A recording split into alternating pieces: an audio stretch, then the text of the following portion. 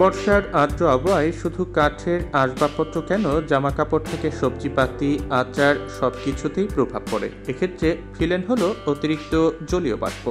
ভরা বর্ষার মৌসুমে তাই অনেকেরই আসবাবপত্রের চিন্তায় কপালে ভাঁজ পড়ে। কিভাবে যত্ন নেবেন সেটা জানা ভীষণ জরুরি। চলুন জেনে নেই।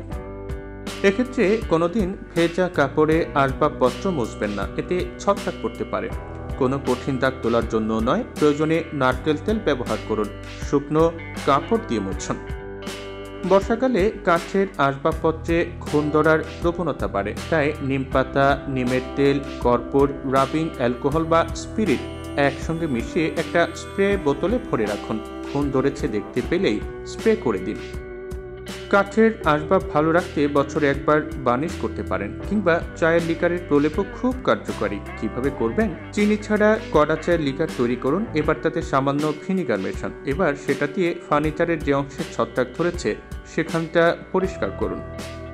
আর্দ্রতা শোষণের জন্য কর্পূর বা নেপথলিন খুব উপকারী।